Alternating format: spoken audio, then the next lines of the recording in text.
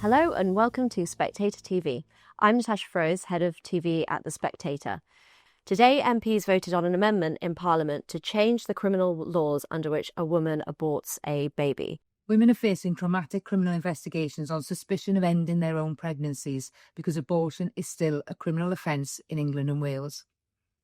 Their continued criminalisation is unacceptable and urgently needs to stop. That is why I have tabled NC1 to the Crime and Policing Bill to disapply the criminal law related to abortion from women acting in relation to their own pregnancies. Now, to talk about the topic of abortion, I'm joined by Miriam Cates, who is a former MP and now a host at GB News. Here's a clip that she showed on Twitter earlier this week. In Britain, abortion is currently legal until 24 weeks of pregnancy, although this is already double the European average of 12 weeks. But for the abortion lobby, this just isn't enough. They want abortions to be allowed up until the moment of birth. Pro-abortionists know this is a deeply unpopular position that just 1% of the British public supports. So they've played the long game, cynically manufacturing an increase in prosecutions so they can suggest vulnerable women are being wrongly criminalised and so make the case for changing the law. Now, Miriam, thank you for joining us on Spectator TV. The abortion lobby, is that a bit of a stretch? Well, I don't think it is. Obviously, it's shorthand for lots of different people who come together to put forward what you might call liberalising amendments on abortion whenever there's a bill that's in scope. This is an example of it. But behind the scenes, some of the abortion providers clearly are lobbying for this kind of amendment. And actually, during the pandemic, they lobbied very hard for the pills by post scheme to be made permanent. Obviously, it cuts a lot of costs for abortion providers if they don't have to have face-to-face appointments in clinics.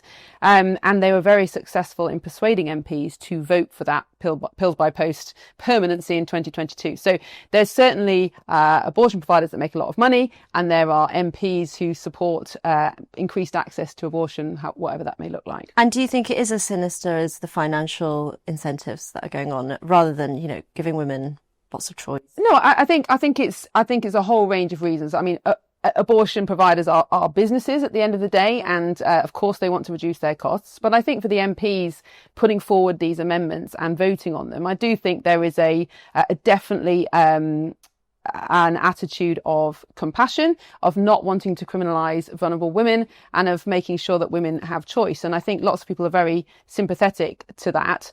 I think the problem is just how extreme it's become. So if you look at the polling on this, the UK currently has one of the most liberal abortion laws in Europe. We have a limit of 24 weeks. The European average is 12. And actually, the majority of British women, 70%, would support reducing that term limit, especially now since babies can often survive from 22 weeks. And yet these amendments go completely the other way, essentially making abortion legal till birth, which is a position that just 1% of the British public hold. So it's a complex issue and people hold very different views on it. But nevertheless, this is an extreme outlying position that the public just don't support. This bill specifically is about not turning women who choose to do something very traumatising to themselves into criminals. And there have been 100 cases in the past 5 years of women who... Well, I don't think that's true. I mean, that's what the abortion lobby, as I've called it, says. But actually, there have been extensive investigations into this. And over the last 3 years, so since 2022, there have only been 6 prosecutions of women. Now, 6 is still, more than we had before. There were only 3 in the 160 years until 2022. So this wasn't an issue before 2022. Right. But there have only been 6 since then. I have heard these claims from the abortion lobby saying that there are hundreds of cases, but it doesn't stack up. Yeah. Now, there was an FOI done to the Metropolitan Police that found between 2012 and 2022, there were, I think, 42 investigations, of which 34 were men, and only 7 actually made it to charge. They were all men. So what it shows is that abortion law actually is there to protect women from men, partners, ex-partners, abusers who try to coerce women into having illegal abortions. So those claims about hundreds of prosecutions just don't stack up. You've entered into this debate partly in that you're part of the gender critical movement of feminists, and then you've got people on the Julie Bindel side, always been very pro-choice. And then you've sort of got people like Kathleen Stock who have been saying, I really don't want to be the type of feminist that champions abortion. And do you think part of the problem is that the narrative, I think almost most egregiously with Stella Creasy, is that it's sort of like abortion is something that should be celebrated. And that's actually made the views so polarising between someone pro-life like yourself.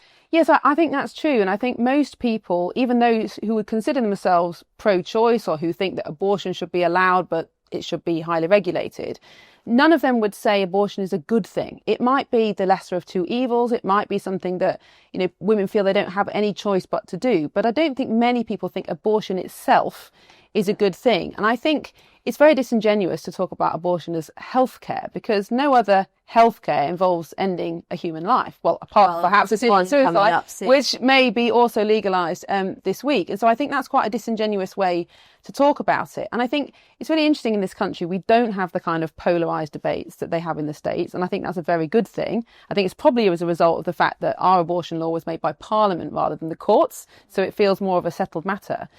But nevertheless, the settled public view is that it should be limited and in some circumstances and up to a certain number of weeks.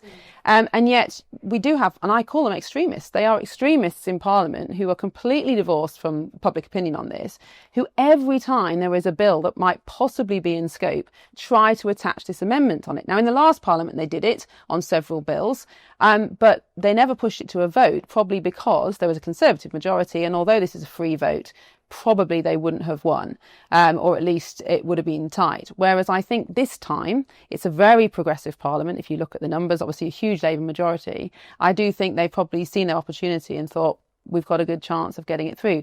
And abortion is one of those issues where MPs are very frightened of speaking about it because it's a free vote. They don't have to vote. Therefore, if they haven't got time to look into it, they might just decide not to vote to be on the safe side. Justice Secretary Shabana Mahmood has said she won't be voting in favour of it, so... And so is Wes Streeting, I think, the Health Secretary, which is interesting. Yeah. But nevertheless, it's one of those issues where MPs will want to be seen to be on the side of right. And if they believe the side of right is what they perceive to be women's rights, then I think they'll find it difficult not to follow Stella Creasy and Tonia Antoniazzi through the lobby. But lots of people would call you, Miriam, an extremist. Lots of people think that the pro-life perspective is extreme, given that you are mandating for women to follow through with a birth that could completely change their life. I'm not in favour of abortion, but right now, with circumstances as they are, with it being so difficult to be a mum, with society saying motherhood is drudgery, is it fair to withdraw abortion and leave women alone to face these difficult circumstances? I don't think we're at that point at all. But I absolutely object to being allowed to take a baby's life at the moment of birth. I think that's not an extreme position at all. Right. And let's look at Nicola Packer, who was one of the key figures that sort of sparked this debate. It's actually the reason why Tonia Antoniazzi put forward this amendment. Nicola was 24 weeks pregnant. She says she didn't know that she was. She took an at-home abortion pill when it was locked down, and she went to hospital because it was a very traumatic. It was a dangerous birth because it was so far along, and one of the nurses referred her to the police, and she went through years of investigation. What do you think about her case? Well, I mean, it's tragic, and you can only feel dreadfully compassionate for the position she was in.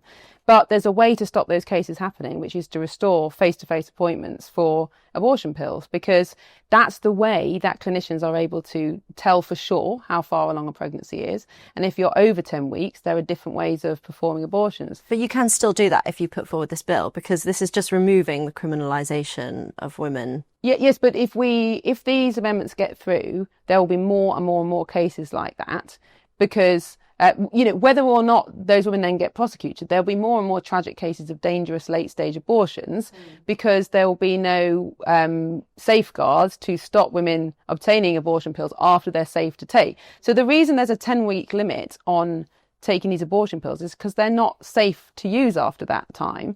And yet now we are seeing a massive increase in people using them. 10,000 women were hospitalised in the first 18 months after the pills by post regime. So, this is not safe for women. And the problem with decriminalisation, it's not about wanting to prosecute women. It's about there being consequences for doing something that society generally thinks is a bad thing, which is ending the life of a baby over 24 weeks.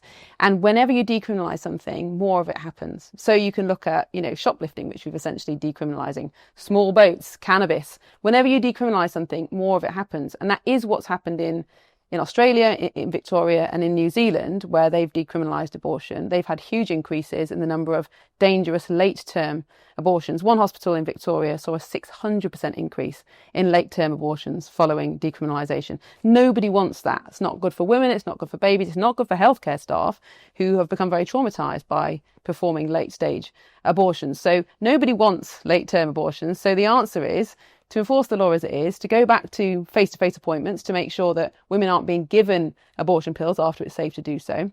But most importantly, to provide much better support for mothers. Let's make it attractive to be a mother again. Let's make it possible for women to choose to have the baby like they might have done in previous generations.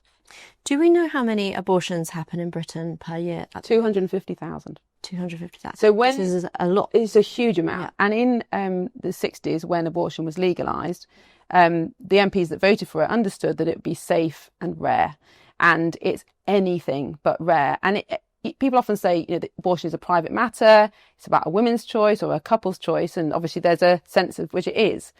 But when you have 250,000 babies aborted a year, and when actually the difference between having a replacement birth rate and not is about 250,000 babies, there are huge public consequences for our whole country of that number of abortions. If you just halve the number of abortions, think about the difference that would make to our birth rate, to our economy, to our labour market. It would be transformational. So it is a private issue in some sense, but the public consequences of decisions like this are also big.